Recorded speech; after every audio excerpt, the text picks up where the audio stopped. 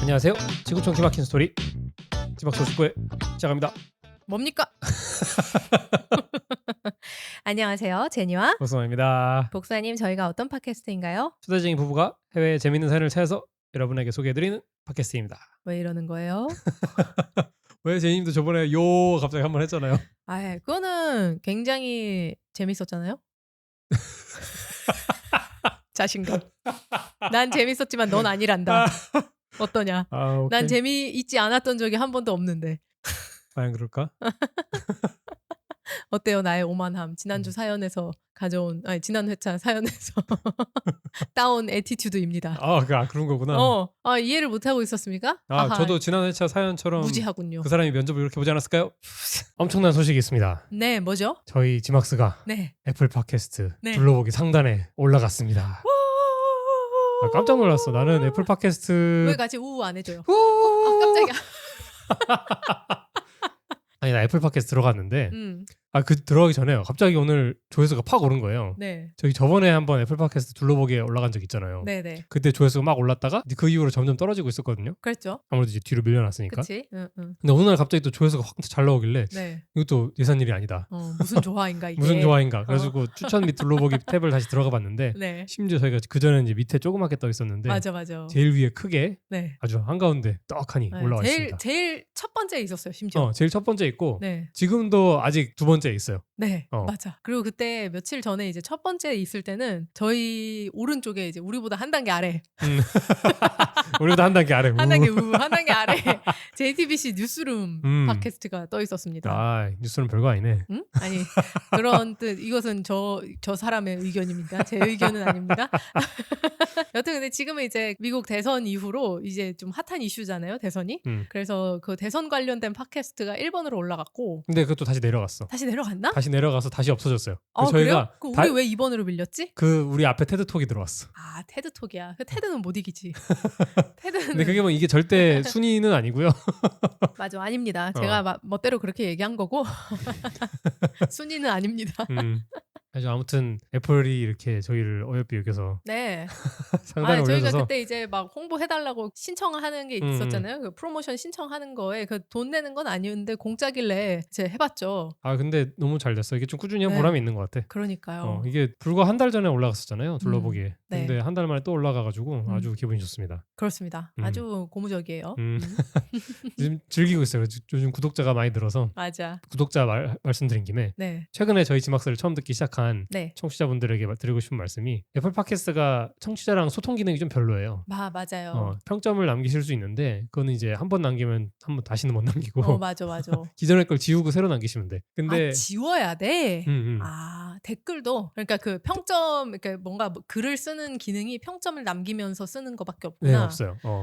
그래서 2번을 못 하게 돼 있는 거구나. 그래서 애플 팟캐스트로 듣고 계신 분들에게 드리고 싶은 말씀이 저희가 또 이제 소통하는 재미가 있잖아요. 그렇죠. 그 댓글 읽어드리고 여러분들의 의견도 듣고 네. 그 재미가 있기 때문에 저희랑 소통을 하시기 위해서는 인스타그램이나 혹은 유튜브 커뮤니티 같은데 네. 그런 데 와주셔서 댓글을 달아주시면 저희랑 소통을 하실 수 있습니다. 네. 저희가 유튜브에는 이제 팟캐스트 형식으로 매주 똑같이 올리고 있고, 그러니까 주에 2번씩 올리고 있어가지고 유튜브 영상에 이제 댓글로 뭐 의견이나 코멘트 달아주셔도 좋고, 그리고 인스타그램에는 뭐 방송은 아니고 제가 그냥 매 회차의 썸네일을 인스타그램에 포스트로 올려요. 그래서 그 포스트에다가도 또 댓글, 그 회차에 관련된 내용 댓글로 남겨주시면 아주 좋을 것 같습니다. 네. 인스타그램에는 그거 말고도 저희의 소소한 일상 같은 것도 조금씩 올라가니까 쫌쫌따리 올리고 있습니다. 다들 인스타 하실 테니까 네, 하시는 김에 저희 것도 팔로우 해주시면 감사하겠습니다. 네, 인스타그램 주소가 뭐죠? GMAXCAST GMAX캐스트입니다. 네, 많이 팔로우 해주세요. 저희가 지금 특집 방송을 하고 있죠. 네, 하고 있죠라고 이렇게 오늘 특집 방송을 할 예정입니다. 지금 저희가 오늘 특집 방송을 할 예정입니다. 네. 무슨 특집이죠? 선거 특집입니다. 네. 얼마 전이라면 이번 주 화요일에 불과 한 4일 전에 미국 대선이 있었습니다. 네. 저희 지금 녹음 시점으로 3일 전. 3일 전이구나. 네. 그렇네. 녹음일 기준으로 3일 전이어가지고 저희가 원래 녹음을 주말에 하고 2주 후에 방송이 나가잖아요. 네. 근데 지금 이거 굉장히 타임 센서티브한 이슈여가지고 빠르게 오늘 지금 금요일 녹음하고 밤에 편집하고 다음 주 월요일에 지금 바로 방송 나갈 예정입니다. 네. 이틀 만에 편집을 해달라는 제니님의 요청이 있어가지고. 네, 그렇습니다. 그래서 제가 지금 되게 이 미국 대선과 관련해가지고 선거 이슈를 좀 다뤄보고 싶다. 정확히 말하자면 선거와 관련된 이야기들을 다뤄보고 싶어가지고 이번 주에는 특별히 제가 레딧에서 사연을 다 찾고 번역도 다 해놓고 처음인 것 같아요. 딱 완벽 준비해놨습니다. 사연을 하나도 안 읽어봤어요. 아, 처음이야. 이렇게 준비된 건 처음이야. 너무 편하더라고. 가만히 있으니까 막 사연이 막 다 준비돼. 그러니까 좋죠? 좋네. 네. 제가 그래도 사연 어떤 건지 대충 이제 구두로 좀 얘기를 해주긴 했는데 아직 읽어보진 않았군요. 좋아요. 자, 그럼 사연으로 들어가 볼까요? 네. 첫 번째 사연. 남자 사연이네요. 읽어주시죠. 첫 번째 사연. 약혼녀에게 시간을 좀 갖자고 한 제가 나쁜 놈인가요? 지난 몇 주가 정말 힘들었고 오늘 밤 마침내 한기에 다다랐습니다. 언제 쓰인 글이죠? 이거 그건 모르겠네요. 이번 선거랑 관련이 있는 거야? 맞아요. 네, 이번 선거. 그러면 되게 최근 글이구나. 네네. 이거 아마 거의 다 이번 선거와 관련됐지 싶어요. 오케이. 네. 29살 남자인 저는 방금 일을 마치고 27살 제 약혼녀에게 돌아왔습니다. 우리는 부엌 식탁에 앉아 저녁을 먹으면서 선거 결과를 대충 훑어보고 있었고 이거 진짜 얼마 전 얘기구나. 네, 이거 바로 이번 얘기예요. 가벼운 일상 이야기를 나눴습니다. 그런데 그녀가 지난 선거와 이번 선거에서 트럼프에게 투표했다고 크게 말하는 겁니다. 라우들리 멘션드라고 돼 있네요. 네. 갑자기 그냥 막 툭 튀어나왔나 봐. 네. 그래서 지난 선거와 이번 선거니까 지금 이번 선거 이후가 맞아요. 네. 우리가 처음 만났을 때 그녀는 그동안 어떤 선거에도 투표하지 않았다고 말했습니다. 2016년에 투표 자격이 생겼을 때도요. 마치 복부를 얻어맞은 것처럼 느껴졌습니다. 아무렇지 않은 척하려 했지만 그 감정이 풀리지 않는 매듭처럼 가슴에 맺혀 있습니다. 이게 너무 힘든 이유는 그녀가 제 상황을 알고 있기 때문입니다. 무슨 상황이지? 몇 주 동안 이거 재밌다. 이 리액션 보는 게 재밌네. 이런 기분으로 내가 맨날 한다고. 그렇구나. 계속 해주세요. 여동생은 생명의 위협이 될 수 있는 응급 상황에 저의 낙태가 필요했는데 저희가 사는 주에서는 여동생 같은 상황에서 낙태가 거의 불가능했어요. 이 이슈가 되게 중요했죠 이번에. 그렇죠. 대화를 나누면서 제 분노가 치밀어 오르는 걸 느꼈습니다. 그 부당함, 제도적 잔혹함. 제게는 이 모든 것이 다 연결되어 있었습니다. 제 여동생과 같은 사람들의 권리를 제한하려는 사람에게 투표한 사람이 제가 알던 사람이라는 사실을 받아들일 수 없었어요. 이거 배신감이 되게 클 것 같아요. 진짜. 그러게. 네. 딱 이렇게 완전 개인적인 이슈가 있는 사람한테 그렇죠. 이렇게 하면, 특히나 근데 그런 내 개인적인 이슈가 그러니까 진짜로 내 삶과 직결되는 게 아니라 그냥 개념적으로 내가 진보를 지지한다 혹은 보수를 지지한다 했을지라도 상대방이 이때까지는 나는 예를 들면 이제 그냥 나는 무당파다 뭐 중도다 별 정치에 관심도 없어라고 했던 사람이 알고 보니까 나와 반대의 성향을 적극 지지했다는 사실을 알면 그것만으로도 되게 충격적이고 좀 배신감을 느낄 것 같은데 이 사연처럼 이런 개인적인 이슈가 있으면 더 크겠죠. 그러게요. 어떻게 내 여동생에게 필요한 치료를 받기 어렵게 만들고자 하는 사람에게 투표할 수가 있어. 내가 소중하게 여기는 가치와는 완전히 반대되는 것을 지지하는 사람과 어떻게 인생을 함께할 수 있겠어. 그녀는 놀란 듯 보였고 왜 놀라지? 제가 얼마나 화가 났는지 깨달은 것 같았습니다. 왜 놀라지? 저는 매일 현실로 마주하는 문제와 관련해서 우리가 세상을 완전히 다르게 보고 있다는 사실을 넘길 수 없었어요. 제가 미래를 함께 보내려던 사람이 이처럼 개인적이고 긴급한 문제에 대해 저와 가치관을 공유하지 않는다는 사실이 충격적이었습니다. 저는 차마 입을 뗄 수 없었지만 내가 중요하게 여기는 가치를 지지하지 않는 사람과는 결혼할 수 없어 라고 말했습니다. 그녀는 별다른 말 없이 손님방으로 들어가 버렸습니다. 제가 나쁜 놈인가요? 네. 이번 대선에 되게 중요한 쟁점 중 하나였죠. 낙태 이슈가 트럼프가 대통령이던 시절에 미국에는 연방 대법원이 이제 되게 중요한 결정들을 많이 하는데 그렇죠. 연방 대법원 판사를 2명이나 임명했어요. 네. 근데 이 미국 시스템은 되게 웃긴 게 진짜 웃겨. 이 연방 대법원 판사는 종신직이에요. 연방 대법관. 그렇죠. 연방 대법관. 영어로는 저스티스라고 불러요. 네. 정의 그 자체야. 그러니까. 저스티스는 한번 임명하면은 종신직이기 때문에 죽을 때까지. 진짜 알박기예요. 네. 그렇습니다. 그래서 그 미국의 사회에 되게 크게 중요한 것들을 연방 대법원에서 결정을 하는데 그래서 이 미국 대통령이 미국 사회에 끼치는 영향 중에 가장 큰 영향을 끼치는 게 자기 정치 성향과 비슷한 사람의 연방 대법관을 임명하는 게 가장 중요하거든요. 그렇죠. 그래가지고 오바마 임기 말기에도 오바마가 한 명을 임명하려고 그러니까 그때 당시 공화당에서 엄청 막았어요. 결국 못하게 했어. 네네. 임기가 얼마 안 남은 대통령이 연방 대법관을 임명하는 게 말이 되냐. 그런데 트럼프가 되자마자 한 명이 이제 교체가 돼서 임명을 했고 트럼프가 똑같은 짓을 했거든요. 네네. 임기가 끝나기 직전에 대법관을 교체했단 말이에요. 네. 그때는 또 역할이 바뀌어가지고 민주당이 아니 어떻게 대통령 임기가 끝나려고 그러는데 연방 대법관을 임명할 수 있냐. 그리고 이제 공화당은 또 이제 또 남불러를 하고 임명을 하고 그래가지고 트럼프가 4년의 임기 사이에 2명의 대법관을 알박기를 해가지고 네 맞아요. 그래가지고 이제 지금 대법관의 정치 성향이 6대 3이에요. 네. 보수 6, 보수 네. 6, 진보 3. 맞아요. 그리고 그때 이제 그 트럼프 때 돌아가신 대법관이 유명한 분이 있죠. 루스 베이더 긴즈버그라고 아주 깐깐하게 생긴 그 여자분인데, 근데 그분이 이제 여성 인권과 관련된 법도 많이 그분이 이제 진보 성향 네. 대법관이어서 일종의 이제 선두주자처럼 앞장서서 해주신 분인데, 그분이 돌아가시면서 이제 그 자리를 완전 트럼프가 이제 미는 보수 성향의 대법관이 자리를 했죠. 그래가지고 그렇게 대법관이 바뀌어서 음. 이제 낙태가 원래는 연방법으로 합법이었는데 네. 연방법으로 합법인 게 없어졌어요. 그래서 맞아요. 이제 각 주별로 들어가게 돼서 이제 되게 저희는 그래도 진보적인 주에 살고 있어서 네. 이걸 영향받는 사람이 별로 없는데 보수적인 주에 살고 계신 분들은 좀 영향을 많이 받았다 그러더라고요. 이게 그렇겠죠. 단순히 그냥 낙태 금지 정도가 아니라 막 되게 진짜 강간이나 뭐 근친 빼고는 낙태를 아예 금지하고 네. 뭐 아니면은 내가 낙태를 받기 위해 다른 주로 이동하는 것까지 불법이 돼버리고 그래가지고 되게 낙태가 깐깐해져가지고 이런 네.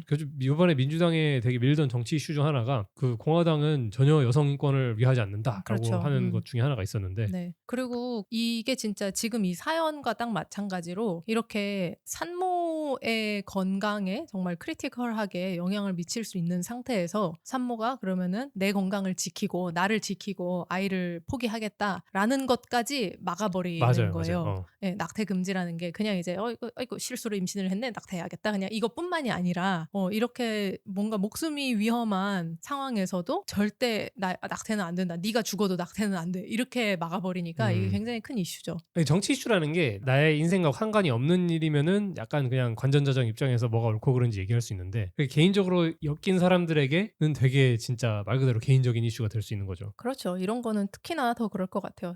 이게 사실 그래서 낙태 이슈가 어떻게 보면은 모든 여성들한테는 자기 개인에게 다 직접적으로 영향을 미치는 이슈란 말이에요. 그래서 참 중요한 쟁점이었는데. 근데 저는 정치가 패키지니까 네. 내가 낙태 이슈에 반대를 하더라도 뭔가 다른 이슈로 인해서 공화당을 지지한다. 그러면 저는 그러면은 이제 뭐 트럼프를 찍을 수 있다고 보거든요. 네네. 근데 이 상황에서는 이 남편 될 사람이 그럼요. 그런 개인적인 그게 있으면은 네. 좀 숨겨야죠. 얘기를 굳이 할 필요는 없지. 그렇죠. 이런 이슈에 대해서는.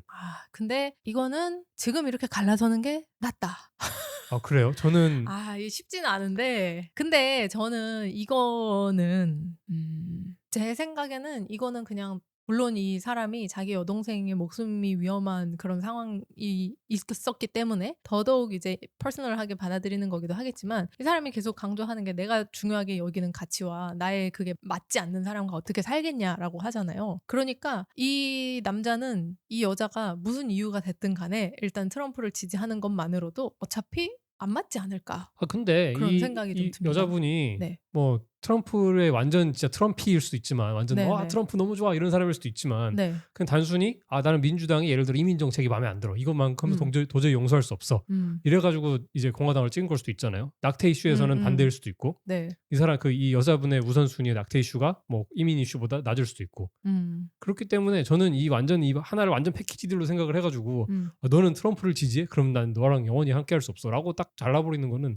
저는 좀 문제가 있다고 봐요. 뭐 또 문제일 건 문제이건 아무튼 있나요? 문제까지는 문제라기보단 아니지만 뭐 당신은 좀- 그렇게 하지 않겠다라는. 저는 그렇게 하진 않죠. 예. 좀 너무 사람을 이분법적으로 나누는 건 전 좀 지양하고자 하기 때문에. 근데 저라면은 방금 얘기한 것처럼 저라면은 같이 살기 힘들 것 같아요. 뭔가 나라면, 예를 들어서 딱 복숭아님 말대로 이 와이프가 나는 낙태에 대해서는 찬성하지만, 그러니까 민주당의 의견을 지지하지만 뭐 이민법에 있어서는 나는 트럼프의 정책을 지지한다라고 해서 트럼프를 찍었다고 생각하면 저는 더 화가 날 것 같아요. 퍼스널하게 더 화가 날 것 같아. 이민법은 너랑 아무 상관없는 거잖아요. 사실 그쵸. 이 본인과는 상관없는 거잖아요. 나의 그냥 거대한 신념 같은 거지, 그 나의 진짜 삶과 관련 없고, 그렇다면 더더욱이나 너와 결혼할 나, 그리고 내 여동생, 우리 가족이 될 사람을 위해서 이 사람한테 투표해 줄 수 있는 거 아니었냐라는 생각이 들 것 같아요, 나라면. 근데 저는 또 한 발 그거랑 좀 다르게 정치라는 건 어쨌든 우리나라를 위해서 뭐가 가장 이득이 되는가를 생각을 해서 이제 하나의 이익 집단으로 생각을 할 수도 있지만, 말씀하신 것처럼 내가 생각하기에는 미국이라는 나라에 이런 정책이 더 필요해라고 생각하면은 찍을 수 있다고 생각하거든요. 그렇죠. 찍을 수 있죠, 당연히. 남편이 그렇게 낙태에 대해서 그런 강한 입장을 갖고 있어도 음. 낙태 이슈는 내가 보기에는 좀 지엽적인 이슈야. 이 사람 머릿속에 예를 들어서. 음. 근데 더 중요한 이슈인 뭐 경제나 뭐 이민법이 나는 그래서 음. 공화당이 맞다고 생각해. 음. 라고 생각하면은 음. 남편이 이렇게 하더라도 저는 찍을 수 있다고 생각을 해요. 그게 더 옳은 투표 방법이라고도 좀 생각을 하기도 하고 어떻게 보면. 그런데 이 네. 여자가 잘못한 부분은 네. 남편이 이렇게 개인적으로 그런 상처가 있는데도 불구하고 네네. 그 자신의 그런 투표한 이유를 너무 이렇게 이유는 얘기도 안 했어요. 이유는 얘기도 안 했죠. 그냥 어쨌든 투표했다. 이렇게. 자기의 투표 네. 방향을 네. 너무 그냥 아무렇지 않게 얘기한 게 네. 굉장히 배려 문제가 없이 배려 그냥. 없이 이게 진짜 배려가 없는 거죠. 이거는. 그렇죠. 이건 정치 맞아요. 성향의 문제가 아니라 그냥 남편에 대한 배려가 없는 거라고 봐요. 네. 아직 남편은 아니고 약혼자. 약혼자. 네, 그렇죠. 저도 사실 이게 저도 이제 합리적으로 생각해 보면 복숭아님 말에 동의해요. 그렇게 내가 투표를 하는 게 그냥 뭔가 근데 참 이런 거는 또 뭐 그래요. 사실 투표라는 게 내 개인적인 어떤 사람은 내 개인적인 이득을 위해서 하고 네. 사실 누구나 모두가 다 내 개인적인 이익을 위해서 하는 거지. 이 나라가 잘 됐으면 좋겠다는 것도 결과적으로는 그 나라에 살고 있는 내가 잘 되길 바라는 거 그쵸. 때문이 예. 아니겠어요? 그러니까 뭐 어떻게 마무리를 해야 되지? 그렇습니다. 그런 의견이 있을 수 있죠. 네. 아니 내가 말하다가 약간 좀 정리가 좀 안 됐어. 어. 근데 그러니까 이게 그냥 이론적으로 다분히 이성적으로 생각해 본다면 그냥 내 신념을 이렇게 프로스 앤 콘스를 따져가지고 이 당의 정책을 따져가지고 내가 요거에는 조금 반대하지만 요러 한 것들이 뭐 나라의 발전에 더 좋을 것 같다라고 생각할 수도 있지만 결국은 내가 좋은 게 뭔가를 생각해서 찍을 수도 있는 거잖아요. 그렇죠. 예. 그러니까 나라면 그 마음으로 민주당을 찍지 않은 이 약혼녀를 굉장히 미워할 것 같다. 내가 남자라면. 되게 미울 것 같긴 해요. 왜냐면은 네. 정치 이슈가 아까 말했다시피 저랑 상관없는 다른 이슈에 대해서는 약간 좀 냉정하게 판단을 할 수 있지만 네. 이렇게 개인적인 이슈가 돼버리면은 뭐 그 외의 이슈를 다 잡아먹어 버리니까. 아니 그리고 우리 예전에 왜 정치와 종교 얘기했었잖아요. 네. 그때 이제 저는 정치관이 다르면 같이 못 산다라는 쪽이었고 복숭아님은 정치는 달라도 되지. 근데 종교관이 다르면 같이 살 수 없다 이렇게 얘기했잖아요. 그때 제가 이제 주장했던 논거가 정치관이 다른다는 거는 그냥 매일매일 살아가는 그 가장 기본적인 데일리 라이프의 가치가 다르다는 뜻이 있다. 그렇게 생각하기 때문에 나는 같이 못 살 것 같다. 라고 얘기를 했는데 이 사연자가 그걸 똑같이 써가지고 제가 좀 놀랐어요. 이 사연자가 저는 매일 현실로 마주하는 문제와 관련해서 우리가 세상을 완전히 다르게 보고 있다는 사실을 넘길 수 없었어요. 이렇게 말했잖아요. 그게 딱 제가 그 정치관이 다른 사람이랑은 살기 어려울 것 같다고 얘기했던 똑같은 이유여가지고 좀 놀랐달까? 그렇구나. 그렇습니다. 네. 여러분들의 생각은 어떤지 댓글로 남겨주세요. 다음 사연도 첫 번째 사연이랑 결이 비슷한 사연인데 빠르게 한번 읽어볼게요. 선거 때문에 사촌 오빠를 제 결혼식에 초대하지 않는다면 제가 나쁜 놈일까요? 여러분 글이 좀 두서가 없다면 미리 양해 부탁드립니다. 지금은 새벽 3시 30분이 다 되어가고 있고 방금 일어난 일이라 감정과 글을 정리하려고 노력 중입니다. 이것도 이번 선거 얘기예요. 그래서 새벽 3시 30분이면은 이제 트럼프가 승기를 완전히 올렸고 당선 연설 같은 거 했구나. 연설은 다음 날 하지 않았나? 아니요. 당일 새벽에 했나요? 당일 새벽 연설까지는 아니더라도 뭐 연설은 승리 선언 정도로 했을 거예요. 선언했나? 네, 어쨌든 뭐 선언을 했든 안 했든 간에 확실히 넘어간 상태였어요. 새벽 근데 3시 반이면. 새벽 3시까지 갈 필요도 없이 이번에는 오후 11시쯤에 이미 다 맞아요. 승기가 넘어갔죠. 네, 동부 기준으로 자정도 되기 전에 넘어갔죠. 여하간 아주 따끈따끈한 사연입니다. 이것도. 24살인 저는 내년 2월 말에 6년 사귄 파트너와 결혼할 예정입니다. 저희 가족이 워낙 커서 비교적 큰 결혼식을 계획하고 있으며 약 200명의 하객이 올 예정이에요. 초대한 다른 가족들에 비해 저는 49살인 저희 사촌 오빠와 꽤 가까운 사이입니다. 어릴 적부터 제게 삼촌 같은 존재였고 저희 아빠와도 매우 가까웠기에 아빠가 작년에 돌아가신 후 그에게 제 결혼식에서 저와 함께 입장해달라고 부탁할까 하는 생각을 했었습니다. 이 정도로? 네. 나이 차이가 그러니까 이러면은 이제 아빠랑 거의 형제처럼 친했겠네요. 근데 이런 사람을 못 오게 한다고? 들어보세요. 바로 오늘 밤 이전까지는요. 요즘처럼 정치적으로 양극화된 상황에서 선거가 많은 긴장을 일으킬 수 있다는 것은 알고 있었어요. 어느 정도의 의견 충돌은 예상했지만 오늘 밤 일어난 일은 정말 예상 밖이었습니다. 제가 SNS에 실망을 표현하는 짧은 글을 올렸을 때 가족들로부터 어느 정도 반발이 있을 거라고는 예상했습니다. 제가 예상하지 못했던 것은 사촌 오빠가 완전히 급발진하면서 카말라 해리스를 향해 N 단어와 다른 심한 욕설을 사용한 것입니다. 저희는 백인입니다. 여기서 N 단어는 한국어로 번역하면 깜둥이 네, 네, 그렇죠. 이렇게 되는 거죠. 네. 아무튼 백인 아무튼 써서는 안 된 단어입니다. 네. 제가 그의 발언이 불쾌하다고 말하자 그는 카말라가 얼마나 끔찍한 사람인지 제가 그녀에게 투표한 것이 얼마나 잘못된 일인지 그리고 동아시아계 남자인 저의 약혼자를 또 다른 모욕적인 단어로 욕하며 화를 냈습니다. 진짜. 여기 영어로는 see-through라고 돼 있는데 무슨 욕인지 모르겠어요. 칭크. 저는 이렇게밖에 대답할 수가 없었습니다. 오빠가 나와 약혼자에 대해 그런 말을 하다니 정말 실망이야. 오빠는 내 결혼식에 초대받지 못할 거야. 우리 가족을 존중하지 않는 것이 분명하니까. 그 후 사촌 오빠는 더 이상 대답하지 않았고 고모가 저에게 메시지를 보내 그가 아마 취한 상태일 거라며 그를 결혼식에서 제외하는 것은 지나치고 야비한 행동이라고 했습니다. 아마 그럴지도 모르겠어요. 사촌 오빠는 술에 취했을 때 극단적인 모습을 보인 적이 있었고 선거 날마다 술을 마신다는 것도 알고 있지만 이번엔 그가 넘지 말아야 할 선을 넘었다고 생각해요. 제가 너무 심했을까요? 아니요. 아니죠. 이게 여러분 정치에 과몰입하지 맙시다. 아니 네. 정치에 과몰입하지 맙시다는 이 삼촌한테 그러니까 이 사촌 오빠 쪽을 향해 하는 말이죠. 아니 네. 자기 정치관을 드러내는 거 할 수 있죠. 네. 내가 지지하던 후보가 떨어져서 실망할 수 있지. 그걸 인스타그램에 올릴 수도 있고. 음. 그런데 이 오빠가 완전 과몰입해가지고 막 욕설까지 섞어가면서 하는 거는 네. 아주 문제가 있죠. 그럼요. 저는 여기서 뭐 카말라 해리스에 대해서 그렇게 욕을 하고 네가 그녀를 그 여자를 찍다니 넌 진짜 잘못된 거다라고 하는 것까지도 그럴 수 있다고 쳐요. 근데 여기서 이제 내 약혼자를 그렇게 비속 뭔가 이제 쓰지 말아야 할 단어를 써서 욕했을 때 거기서가 완전 out of line. 그쵸. 완전 선 넘었을 것 같아요. 결혼식은 내가 내 약혼자와 함께하는 인생을 축복하기 위한 날이잖아요. 그러게요. 앞으로의 인생을. 근데 그 남자를 이렇게 모욕을 해버렸으면 저는 이 상황에서는 나를 비난한 것보다 훨씬 더 크게 느껴질 그쵸. 것 같아요. 네. 이게 상대 인종을 이렇게 비속어를 써서 부르는 게 네. 같은 사회 구성으로 안 본다는 뜻이잖아요. 그렇죠. 동양인 완전 쟤는 미국인이 아니야 이렇게 생각하는 거잖아. 그러니까 그렇죠. 이렇게 비하를 하는 거고 그러니까. 네. 마찬가지로 카말라 해리스에 대해서도 그렇게 생각하는 거겠죠. 그러니까 참 미국 사회가 제가 어렸을 때는 이제 미국 사회가 멜팅팟이다. 다양한 인종이 네. 와가지고 섞여서 다 하나의 문화를 이어서 융화돼서 살고 있다고 하지만 그냥 제각각입니다. 백인들은 진짜 백인들끼리만 노는 경우가 많고. 네. 이게 자기들만의 사회에 거쳐서. 살아보니까 팥이 맞아요. 다 섞여 있어. 근데 멜팅은 아니야. 맞아. 다 각자의 그 인그리디언트가 살아있는 상태로 각자 놀아요. 그냥 한 솥에 섞여서. 근데 이게 팥도 아닐 수 있어요. 그냥 거의 부패예요.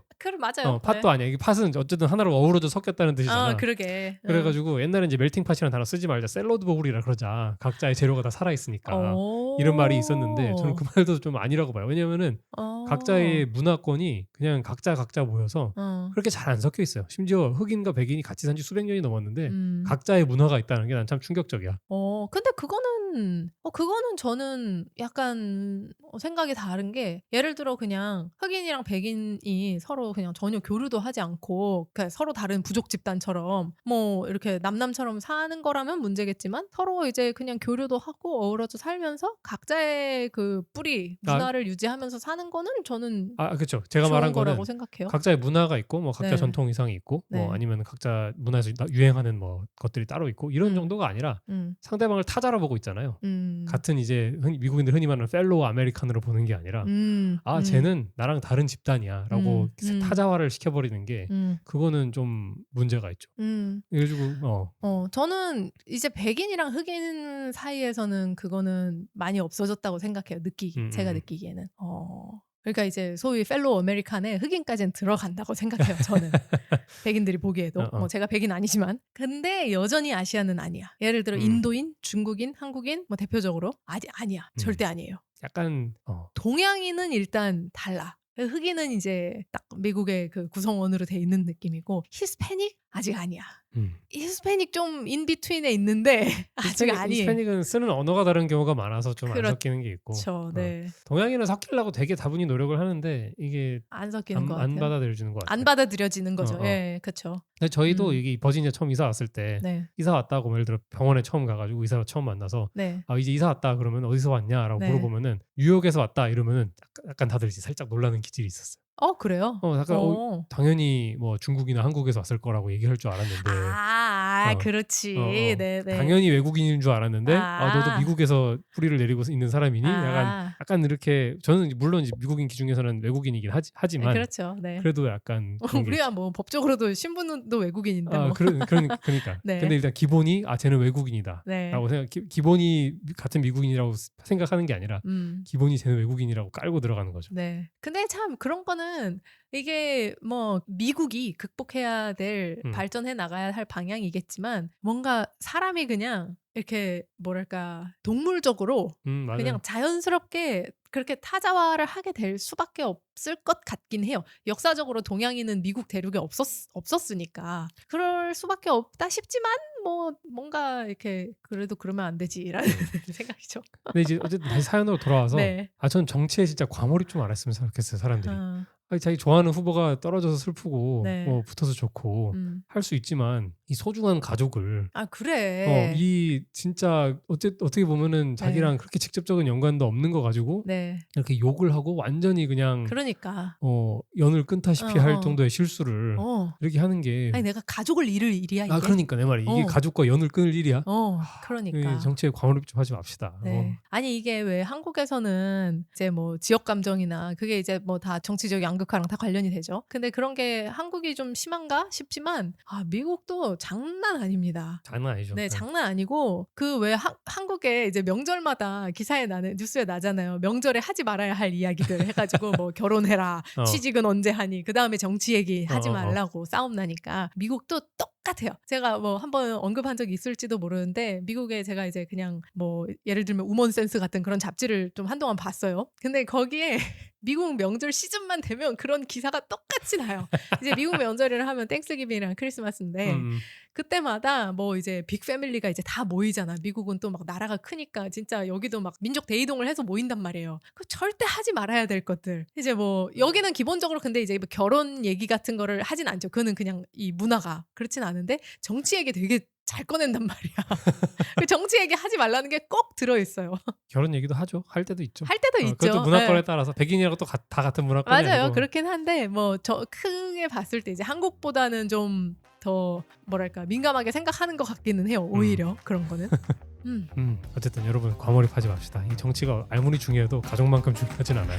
맞아요. 동의합니다. 자, 다음 사연 읽어볼까요? 네.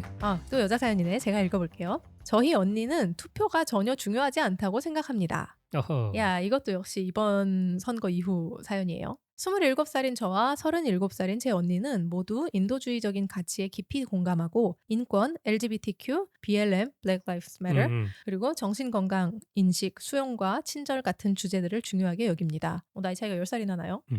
언니와 대화를 나누던 중 저는 선거에 관한 밈을 하나 보여줬습니다. 언니가 재미있어 할 것 같아 보여준 건데 충격적이게도 언니는 단 한 번도 투표한 적이 없고 투표를 믿지 않는다라고 말했습니다. 근데 이건 좀 놀랄 것 같긴 해요. 왜냐하면 평소에 이제 나누던 그러니까 서로 이제 그러게. 공유하던 가치관이 같은데 어. 투표에 대해서 이렇게 나는 믿지도 않고 한 적도 없다라고 하면 어. 적잖이 놀랄 것 같아요. 그죠? 믿지 않는다는 게 음모론적으로 믿지 않는다는 건가? 아니면 내가 하는 일이 무의미하다고 생각하는 건가? 글쎄요. 영어로는 그냥 doesn't believe in it 어. 이렇게 얘기를 했는데 그러면은 그냥 무용하다고 생각하는 쪽일 것 같아요. 네. 저는 민주당 지지자이고 버니 샌더스가 출마한 이후로 계속 파란색 민주당에 투표해 왔기에 언니가 그동안 당연히 투표를 하고 있을 것이라고 생각했습니다. 언니는 10살과 16살인 아이들의 엄마인데 그중 큰 조카도 투표가 시간 낭비라고 생각하고 정치에 대해 전혀 관심을 가지지 않습니다. 이제 4년 후면 20살이 되는데 그때도 투표할 생각이 없다고 하더라고요. 투표를 시간 낭비라고 생각하는 수많은 사람들처럼요. 투표는 NFL이나 판타지 풋볼 같은 게 아닙니다. 이건 선택 사항이 아니라 미국 국민으로서 우리가 가진 권리입니다. 일부 나라에서는 선거가 아예 없거나 투표에 엄격한 제한이 있는데 우리는 이런 기회를 가진 것에 감사해야 한다고 생각해요. 어쨌든 저는 언니에게 그건 정말 제 얼굴에 침 뱉기라고 말했고 언니가 투표에 대해 다시 생각해보고 눈을 뜨는 게 좋겠다고 말했습니다. 그리고 언젠가 저에게 고마워하게 될 것이라고도 했어요. 선거는 단순한 일이 아니고 사람들의 삶에 직접 영향을 미치기 때문에 언니도 다른 사람들처럼 기회를 가지고 있음에도 불구하고 그럴 가치가 없다거나 어리석다고 느끼는 건 정말 아쉽다고 생각해요. 긴 글 읽어주셔서 감사합니다. 어떻게 생각하시나요? 아니, 저는 언니가 어리석은 면이 있는데 네. 그렇다고 해서 또 정치에 관심 없는 사람에게 정치에 관심을 가지라고 또 강요할 수도 없는 일이잖아요. 뭐 강요한다고 강요되지가 않죠. 네, 강요되지도 않고 네. 뭐 또 이렇게 약간 이 동생이 좀 약간 선민 의식이 있는 것 같은데 또 음. 막 이게 꼭 해야 되고 민주주의의 권리이자 의무 맞죠? 네. 맞는데 그렇다고 또 그 자유주의적 관점에서 또 관심을 가지지 않고 뭐 투표를 하지 어. 않을 권리도 있는 거니까. 뭐 그렇죠. 네, 어. 뭐 저는 그냥 좀 안타까운데 이 음. 언니가 좀 어리석고 안타깝다고 생각을 하는데 음. 또 이런 그런 사람도 있는 거죠 뭐. 저는 그렇게 생각합니다. 뭐 그렇죠. 음. 예. 그렇죠. 그리고 네. 옆에서 막 열성을 가지면서 투표해야지라고 할수록 더 하기 싫을걸요? 그건 맞아요. 그건 진짜 맞을 어. 거야. 아 근데 저는 뭐 되게 안타깝긴 합니다. 여기서 가장 안타까운 부분은 아이들도 투표에 전혀 관심이 없다는 거. 이게 좀 웃긴 게 투표가 어리석다고 생각하는 게 좀 음. 웃겨요. 그냥 '아 나는 중요한 일이긴 한데 귀찮아서 안 할래. 뭐 내가 해 음음. 봤자 달라지겠어?' 음음. 이런 태도를 가질 수 있죠. 오히려 저는 뭐 잘 모르는 사람이 이슈에 대해서 잘 모르는 사람이 그냥 음. 얼레벌레 친구 따라 투표하고 친구 따라 가족 따라 투표하는 것도 문제라고 생각을 하거든요. 아 나는 관심 없는데 엄마가 어. 손 끌고 가 가지고 막 "너 누구 이 뭐 찍어라. 이 당 찍어." 이것도 좀 어어. 문제라고 생각을 해요. 투표를 네. 할 거면 제대로 알고 가야지. 내 생각이 어어. 뭔지 정리를 하고 가고. 네. 근데 그래서 나는 좀 부끄럽지만 귀찮아서 안 할래. 공부할 시간도 없고 좀 귀찮고 그래서 안 할래. 이런 거는 좀 있을 수 있다고 보는데 어. 그 투표 그 자체가 어리석다고 하는 것도 좀 이상하네요. 그렇죠. 예. 어. 그러니까 이게 무슨 신념인지 모르겠어. 그러게. 저는 투표를 할 때마다 사실 모두가 마찬가지겠지만 늘 이제 차악을 뽑는다는 마음으로 선거를 합니다. 그렇죠. 투표를 예. 합니다. 예. 왜냐하면은 모든 후보가 정책이 얼마나 다양하게 많아요, 공약이. 그쵸. 근데 그 모든 공약이 내 마음에 쏙 들 수가 없어, 당연히. 음. 근데 그러면은 아까 이전 사연들에서 얘기한 것처럼 이 정책은 마음에 안 들고 요 뭐 정책은 이제 마음에 들고 뭐 다른 후보에도 그런 게 있겠지만 그리고 뭐 이놈도 나쁜 놈이고 저놈도 나쁜 놈인데 그러면은 누굴 뽑아야 되나 하면은 좀 덜 나쁜 내 생각에 내 기준에서 좀 덜 나쁜 놈을 뽑는 거지. 음. 이놈을 뽑으면 그래도 나라가 좀 덜 망하지 않을까. 음. 이놈 저놈 해서 죄송합니다. 근데 어쨌든 이 후보를 뽑으면 그런 마음으로 뽑죠. 뭐 구의원, 시의원, 대통령 뭐가 됐든 간에. 저희는 이제 미국에 살고 있지만 한국 국적을 가지고 있는 사람으로서 미국에서 늘 재외국민 투표를 해왔습니다. 꼭 하고 있죠. 네, 꼭 하고 있어요. 이번에 이제 올해 총선도 4월에 이제 저희가 이제 버지니아에 있는 센터에 가가지고 했어요. 맞아요. 미리 사전 투표 이제 재외국민 사전 투표 등록을 다 하고 가서 삼겹살도 구워 먹고 투표도 하고 이제 잘 하고 왔죠. 그러니까 여튼 이게 내가 마음에 드는 후보가 없어서 뽑지 않는다라는 거는 저는 사실 조금 무책임한 그냥 뭐 이제 투표라는 게 진짜 국민의 권리이자 권리인 동시에 의무잖아요. 그러니까 그런 측면에서 다소 무책임한 스탠스라고 생각은 해요. 그렇죠. 생각은 하는데 이게 말 한들 듣겠어? 근데 여기서 네. 이 동생이 음. 언니가 투표 안 해가지고 이렇게 약간 막 화가 난 게 언니가 자기랑 정치 성향이 같아가지고 한 표라도 자기랑 같은 후보를 찍어야 되는데 그래서 이번에 졌잖아. 여기서 표가 낭비되는 것 같잖아. 근데 맞잖아 그게. 이겼으면은 그러니까 아니 근데 진짜 심지어 언니가 예를 들어서 트럼프 지지자야. 그러면 이렇게 안 했을 걸? 근데 투표 안 했대. 나는 투표를 믿지 않아서 잘했어. 투표라는 게 다 쓸모없지 뭐 이렇게 했을 텐데 언니가 막 같이 LGBTQ도 지지해주고 우리 다 휴머니테리언인데 근데 해리스를 안 찍었어. 씨 언니 때문에 진 거나 다름없지 거의 마음으로는 이럴 거 아니야. 그리고 이 자녀들도 너희 때문에 이제 미래의 민주당이 2표나 잃었다. 이렇게 될 수 있는 거 아니야. 그렇지 않겠어요? 아 진짜. 근데 이 투표를 믿지 않는다는 게 어떻게 믿지 않는다는 건지 좀 궁금하다. 아까 말한 것처럼 진짜 무용하다는 건지 아니면 미국에는 워낙 음모론이 많으니까 내가 투표를 해봤자 뭐 어차피 다 뒤에서는 다른 시스템이 돌아가고 있어서 내 투표는 상관이 없고 그냥 지들끼리 알아서 뽑는 거다라고 믿는 건지. 그러게요. 그런 걸 수도 있겠다. 그런 걸 수도 진짜. 있을 것 같아요. 미국은 또 선거가 워낙 그 투표 방식도 복잡하고 그래가지고 매 선거마다 막 음모론이 일고 하니까. 네, 그리고 그런 음모론을 믿는 사람이 굉장히 많습니다. 엄청 많죠. 엄청 많죠. 지금까지 공화당 지지자의 절반 이상이 2020년 선거에서 트럼프가 이겼다고 생각을 해요. 진짜로. 아이고 두야. 이게 음모론이 이번에 진짜 졌으면 어떡할 뻔했어. 음모론이 그 정도 규모면 더 이상 음모론이 아닌 것 같아. 그렇죠. 네, 그렇죠. 주류 의견이야. 그니까 참나. 자, 다음 사연 넘어갈까요? 네. 자, 마지막 사연 제가 읽겠습니다. 네. 엄마가 제 투표를 대신한 것에 화를 내는 제가 나쁜 놈인가요? 이거는 뭔지 알 것 같다. 네. 아, 제목만 봐도 알겠죠? 저는 펜실베니아 주에 사는 22살 남자입니다. 오늘 제 누나와 함께 투표를 하러 갔습니다. 그런데 투표용지를 작성하기도 전에 자원봉사자가 저를 따로 불렀어요. 이유는 제 이름으로 이미 투표가 제출되었다는 거였어요. 누나가 제 유권자 등록을 확인해봤고 몇 주 전 제 이름으로 투표용지가 이미 발송된 걸 알게 됐어요. 그래서 어머니에게 얘기해봤더니 제가 해리스에게 투표할 계획이라는 걸 알고 몇 주 전에 트럼프에게 투표한 용지를 대신 제출했다고 했습니다. 와, 씨. 골 때리죠. 어머니께 왜 그랬냐고 물었더니 나중에는 저도 그걸로 감사하게 될 것이라고 했습니다. 그러니까 네가 잘못된 선택을 할 걸 내가 막아줬다 이거지. 그러니까 내가 올바른 길로 이끌어줬다 이거지. 제가 이런 일로 화난 게 잘못된 걸까요? 아니죠. 당연히 아니죠. 제 뜻대로 투표할 권리를 빼앗긴 것 같고 같은 게 아니라 빼앗겼지. 어머니가 제 선택을 대신할 권리는 없다고 생각합니다. 생각하는 게 아니라 없죠. 야, 근데 미국은 이제 그 우편으로 사전 투표를 할 수 있으니까 네. 이런 일이 생길 수도 있겠어요. 부모님이랑 같이 살면. 그리고 미국은 이 본인 인증이 우리나라보다 훨씬 더 좀 허술해요. 허술해가지고 이게 가능할 것 같아요. 그러니까 난 이게 허술하기 짝이 없어. 전 이 사연이 좀 모순인 게 네. 공화당 지지자들이 우편 투표 음모가 있다. 이게 얼마나 조작하기 쉬운 줄 아느냐. 라고 공화당 지지자들이 이게 얘기해가지고 막 논란이 있었잖아요. 네. 저번 선거에. 네네. 그런데 여기서 공화당원이 이렇게 바로 조작을 이렇게 조작을 했어. 공화당원 지지자가. 공화당 지지자가. 와, 굉장히 모순된 상황이네요. 그러니까 이 글에서 댓글에 다들 뭐 당연히 not the a-hole, 네가 잘못된 게 당연히 아니고 이거는 범죄다. 범죄죠. 이거 범죄지. 투표 조작이니까 범죄지. 그래가지고 이거는 이제 신고해라. 이런 것도 신고하는 절차가 있나 봐요. 있겠죠, 당연히. 뭐 어디 이제 막 웹사이트 막 링크 해놓고 여기다가 이제 신고하라고. 근데 뭐 신고한다고 그게 뭐 이미 결정된 선거에 어떤 영향을 줄지 모르겠지만, 그리고 이 한 표는 당연히 영향을 주지 못하겠지만 어쨌든 그런 신고하는 시스템이 있나 봐요. 그래서 이게 그냥 단순한 경범죄가 아니라 중범죄일 것 같은데. 중범죄죠. 네. 아니 아까 뭐 민주주의의 의무이자 권리 얘기했지만 네네. 어떻게 보면 선거가 민주주의에 꽂히고 가장 중요한 프로세스 중 하나잖아요. 그렇죠. 정치인들이 선거만 바라보고 정치를 하고. 네. 그런데 이거를 조작한다. 이건 아주 큰 범죄죠. 그러니까. 그러니까 이 어머니도 정치 과몰입했어 지금. 했지. 완전 했지. 과몰입해가지고 범죄를 저지르고 자기 아들과 이렇게 큰 문제를 발생시키고, 그래서 아들이 만약에 진짜 엄마를 고소하면 어떡할 거예요? 그럼 가족 콩가루 지방 되는 거야, 진짜. 그러니까. 그냥. 근데 그리고 이 엄마가 이렇게까지 과몰입할 수밖에 없었던 걸 생각해 보면 펜실베니아 주에 산다 그러잖아요. 펜실베니아. 완전 스윙 스테이트인데 이번에는 뭐 스윙하지 않고 그냥 일찌감치 넘어갔죠, 그래도. 이번에 펜실베니아가 제일 중요한 주였죠. 얼마나 중요했냐면 그 해리스가 SNL 나와가지고 농담으로 혹시 펜실베니아 거주자십니까? 막 그런 농담을 하고 다닐 정도로 펜실베니아가 제일 중요하다 그랬었는데 그래도 일찌감치 넘어갔죠.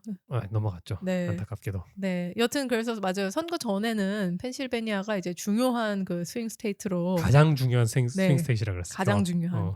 그러니까 이 펜실베니아 주에 사는 이 엄마는 얼마나 전전긍긍했겠어. 내 아들놈 새끼가 해리스한테 투표를, 아니 이건 말도 안 되는 일이요 하면서 이제 냅다 투표 용지를 훔쳐다가 했을 거 아니에요. 미치고 팔짝 뛸 노릇이지 이게. 그러니까. 이제, 근데 진짜 복수원님 말대로 이 엄마를 신고하면 뭔가 어쨌든 뭐가 됐든 처벌이 받을 거 아니에요. 제이님 같은 경우는 만약에 이런 일이 벌어졌다. 어떻게 할 거예요? 야, 나 너무 어렵다. 근데 저는 너무 어렵다. 근데 이걸 엄마를 또 어떻게 신고를 해? 그러니까 엄마를 어떻게 신고해? 엄마한테 빨간 줄 남기기가 또 참. 이거 잘못하면 감옥도 가요, 이거는. 그럴 수도 있죠. 그러니까 이게 쉽지 않다. 근데 저라면 그냥 정말 솔직하게 저라면 신고는 못할 것 같고. 저도 그럴 것 같아요. 다만 엄마랑 꽤 오랫동안 말을 안 하고 살지 않을까. 그리고 이제 이 다음 선거가 됐을 때는 뭔가 좀 미리 잘 얘기를 하겠죠. 이런 짓을 하면 다시는 나를 못 볼 것이요. 이번엔 진짜 나 신고할 거라든지 뭔가. 이번에는 사실 이 아들은 뭘 모르고 있다가 당한 거니까 이런 일이 한 번 있고 나면 그 다음부터는 엄마를 단속을 하지 않을까요? 그래야겠죠. 그래야 저라면 그렇게 할 것 같아요. 어떻게 신고해? 네, 어떻게 그래요. 그러니까 이걸. 근데 미국에 이게 진짜 큰 사회 문제 중 하나래요. 이 부모 자식 간에 정치상이 갈라져가지고 자식은 민주당 지지자들이 많고 부모 세대는 이제 트럼프 지지자들이 많으니까 아직 공화당이라고도 안 하네. 공화당 지지자들이 많으니까. 네. 뭐 지금은 그냥 공화당 이퀄 트럼프가 돼버렸지. 그렇지, 돼버렸죠. 공화당 지지자들이 많으니까 이 부모 자식 간에 이 갈등이 엄청 많대요. 네. 이게 많아가지고 부모 자식 간에 이렇게 연도 끄는 사람도 많고. 맞아요, 맞아요. 그다음에 트럼프가 한창 그 QAnon 그 막 음모론 같은 거 막 얘기하고 다닐 때 네. 그 부모 세대는 그 QAnon 음모론의 경도가 돼가지고 음. 완전 그 맹신자가 되고 자식 세대는 그게 완전 말도 안 된다고 생각을 해가지고 부모 자식 간의 사이가 나빠져서 연 끊고 이런 사이가 되게 많았다고 합니다. 그러게요. 음. 참 근데 상상해 보면 만약에 우리 부모님이 진짜 그런 음모론적 얘기하고 있으면은 진짜 연 끊고 싶을 것 같아. 그러니까 우리가 말은 이렇게 그냥 아예 과몰입하지 맙시다. 과몰입하지 않으면 좋죠. 좋은데 이미 과몰입한 사람과의 관계를 어떻게 할 것인가가 그러니까. 사실 문제잖아요. 그냥 진짜 정치 정책 뭐 이민 정책 이런 거에 의견이 달라가지고 뭐 그냥 아까 심지어 낙태 문제 같은 것도 네. 의견이 달라가지고 뭐 말다툼할 수는 있지만 그 말다툼하고 해도 결국 가족이니까 회복이 될 것 같거든요. 부모 자식 간에는. 근데 진짜 완전 음모론자들이 있어가지고 어머니 아버지가 진짜 음모론에 푹 빠지셨다. 그럼 너무 답답할 것 같아요. 그 음모론은 뭐 거의 사이비나 다름없으니까 그러니까요. 빠져나올 수가 없잖아요. 빠져나올 수가 없어요. 모든 논리에 방어 논리가 있어. 그러니까. 참 그래서 여러분들도 이제 부모님들이 유튜브 뉴스를 보는 거를 잘 막으셔야 합니다. 아니 요즘 그 노인들의 유튜브 청취가 네. 거의 다 어떤 특정 이제 뭐 유튜브 언론 소위 유튜브 언론들을 그렇게 많이 본대요. 많이 볼 것 같아. 네. 근데 그런 것만 보다 보면은 당연히 더 점점 더 외골수가 된단 말이에요. 좌든 우든. 아닌 게 아니라 제가 어렸을 때 기억해 보면은 네. 할아버지 댁 가면은 하루 종일 YTN 보세요. 그러니까 YTN이 하루 종일 뉴스 나오는 채널이니까 네네. 하루 종일 뉴스를 보셨어. 근데 네. 그때는 레거시 미디어밖에 없었으니까 그렇지. 그렇게 되실 일이 없는데 이제는 유튜브가 있으니까 이제 완전 그런 정제되지 않은 정보들이 막 그냥 그렇게 되는 거죠. 그러니까 유튜브 언론이라는 게 진짜 그래도 유튜브에서 뭔가 나름 책임을 가지고 그러니까 그게 좌편향이든 우편향이든 책임을 가지고 팩트를 전달하는 채널들도 물론 있겠지만 많죠. 있을까요? 네, 많겠죠? 많겠지만 그게 아니라 이제 그냥 개개인이 하는 진짜 가짜 뉴스를 막 찍어내는 그런 채널들이 너무 많은데 그런 거를 정말 여과 없이 보신다는 게 문제예요. 그러니까요. 이제 우리 부모님 세대는 우리는 인터넷 세대이기 때문에 뭐가 팩트고 아니고를 일종의 여과하는 개인의 나름의 그 시스템이 각자 저마다 있을 거 아니에요. 네, 사람들마다. 그렇죠. 그리고 적어도 인터넷에는 조작된 것이 너무 많다는 사실 자체는 알잖아요. 그러니까 저도 맨날 이 레딧 읽을 때마다 네. 사연 번역하면서 이거 진짜일까? 생각하죠. 그렇죠. 생각하죠. 근데 이제 우리 부모님 세대는 언론이라는 거는 당연히 팩트를 기반으로 그게 당연한 거잖아요. 그냥 뭐 다른 방법이 없는 거니까 그게 누가 했든 간에 무슨 TV라든지 무슨 뉴스라든지 이런 타이틀을 달고 있으면 이 사람은 당연히 팩트 체크를 하고 하는 것일 거라는 생각을 하겠죠. 뭐 그런 생각조차 아예 안 하시겠죠. 당연히 그쵸. 팩트라고 받아들이시기 때문에 위험한 것 같아요. 정말. 인류의 그렇습니다. 미래가 걱정됩니다. 아니 근데 뭐 이제 우리 부모님 세대는 가는 세대니까. 근데 또 잘하는 세대들은 오히려 그런 거에 더 아닌가? 그럴 수 뭐, 있죠. 그런데 한 20년 네. 후에는 이제 20년 후에 이제 지금의 어린이들이 자라나가지고 네. 1980년대생들은 뭘 못한다 이렇게 불평하고 있을 수 있어. 그건 당연히 그렇죠. 근데 저는 이게 지금 이 뭐랄까 미디어의 소셜 미디어와 그런 뉴스나 이런 것들에 막 단적으로 말해서 미쳐 돌아가는 이 지금의 상황이 작금의 사태가 어느 정도 자정작용을 거쳐가지고 정반 합으로 나아갈 거라고 믿습니다. 인류를 믿는다. 아니 인스타그램도 이제 그 티네이지 그 밴을 하고 있잖아요. 맞아요. 뭐. 청소년 계정이 생겼죠. 네네. 그래서 이제 부모님이 뭐 자녀의 계정에 뭐 라이크를 하고 친구 추가를 할 수 있는 그런 계정들을 관리할 수 있고 뭐 이런 식으로 이제 유해 자료들을 자녀들이 보지 못하게 하는 뭐 그런 시스템이 생기고 뭐 이래저래 나아지겠죠. 나아져야죠. 네. 그리고 뭐 인류는 언제나 인류는 반드시 답을 찾을 것이다. 언제나 그러했듯이지. 라라라. 말꼬이네. 네, 그 진짜 명언인 것 같아요. 진짜. 우린 언제나 답을 찾을 것입니다. 맞아. 언제나 그러했듯이. 그렇습니다. 그러니까 그 세상이 정치 뉴스만 보면 세상이 망할 것 같은데 네. 쉽게 안 망합니다. 여러분 정치에 안 너무 망하죠. 과몰입하시지 마시고 네. 그냥 나라 걱정하고 정치 고민 많이 하셔도 그것 때문에 가족과 싸우지는 마세요, 제발. 네, 맞아요. 진짜 뭐 그래. 뭐 100번 양보해서 싸울 수도 있어. 근데 등을 지지는 맙시다. 여기나 모든 사연들이 다 그런 거잖아 지금. 근데 그리고 재밌는 거는 그러니까 생각해보면 당연하지만 재밌는 거는 이 네 사연이 다 해리스를 지지했고 해리스가 떨어졌고 그래서 가족과의 불화가 생긴 상황이죠. 그렇죠.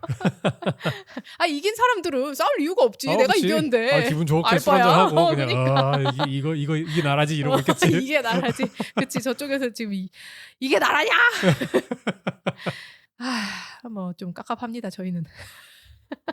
이 정치 얘기와는 약간 다른 결이긴 한데 저희가 방금 이제 얘기했잖아요. 세상은 어쨌든 더 나아지는 방향으로 가고 있다. 그럴 것이다. 이렇게 얘기를 했는데 그런 의미에서 그런 맥락에서 제가 추천하고 싶은 책이 하나 있어요. 그게 뭔가요? 네, 팩트풀니스라고 정말 한글로도 그냥 팩트풀니스라고 번역이 돼서 제목이 그거예요. 번역하기가 쉽지 않은 단어긴 하네요. 그렇죠. 이게 그냥 이제 모든 사람들이 뭐 뉴스만 보면은 나라가 지구가 망해가고 있고 멸망해가고 있고 다 나쁜 쪽으로 흘러가는 것 같다라고 생각하잖아요. 그렇게 그쵸, 여겨지잖아요. 뉴스들만 보면. 뉴스는 나쁜 얘기만 하니까. 그렇죠. 근데 실제로 진짜 범지구적으로 데이터를 살펴보면은 뭐 여러 면 예를 들어 건강이라든지 그러니까 인류 건강이라든지 의료 뭐 혹은 그냥 경제적으로나 모든 면에서 세계가 더 나은 방향으로 지금 가고 있다. 계속 점진적으로 더 나아지고 있다라는 거를 엄청나게 방대한 데이터 자료를 근거로 해서 소개한 책인데요. 정말 추천하고 싶은 책입니다. 이게 한글로도 꼭 읽어보시고 저는 영어로 읽었는데 사실 되게 두꺼운 책인데 이게 정말 며칠 만에 다 읽었어요. 너무 재밌더라고요. 어쨌든 저희가 이제 막연하게 생각하는 것과 달리 실제로는 세상이 더 나아지고 있다는 것을 보여주는 책입니다. 정말 추천하고 싶어요. 그러니까 여러분 세상은 좋은 방향으로 가고 있으니까 너무 화내지 않으셔도 됩니다. 정치 뉴스 보고. 맞아. 과몰입 좀 하지 말고. 아니 뭐 과몰입할 수도 있죠. 과몰입할 수도 있죠. 근데 그거를 위해서 다른 걸 포기하지 말았으면 좋겠어요. 맞아요. 네. 더 중요한 나에게 진짜 더 중요한 가치가 뭘까? 더 중요한 것이 더 중요한 사람이 무엇일까를 한번 잠깐 브레이크를 걸고 내가 너무 이제 과열되고 있다라는 거를 글쎄요 본인이 캐치할 수 있다면 그러면 잠깐 멈춰서 옆에도 한번 살펴보고 그래 뭐 이렇게 한번 좀 생각해 보시면 어떨까 하는 말을 해봅니다. 제가 정치 과몰입하지 말라고 막 여러 번 말씀드린 게 정치에 관심을 가지지 말라는 얘기는 절대 아니고 그렇죠. 정치에 관심 갖고 사회가 돌아가는 거에 관심 갖는 건 너무 좋은 일이고 민주 시민으로서 해야 될 일이지만 그걸 위해서 가족과 싸우지 말라. 친구와 싸우지 말라. 이 말씀을 드리고 싶습니다. 뭔가 너무 저희가 막 그 교훈적으로 얘기를 하는 것 같아가지고 우리가 뭐라고 좀 싶기는 한데 그냥 뭐 싸우지 말고 살면 좋잖아요. 그렇죠. 말해놓고 니까 약간 좀 민망하다. 내가 뭐라고 막 이렇게 이러지 마세요 저러지 마세요 하는 게. 왜 우리 팟캐스트인데 왜 우리 생각 얘기하는 거지? 맞아요. 그렇습니다. 네. 여러분들 생각은 어떤지 댓글 DM 많이 보내주세요. 여러분 오늘의 지막은 여기까지입니다. 재밌게 들으셨나요?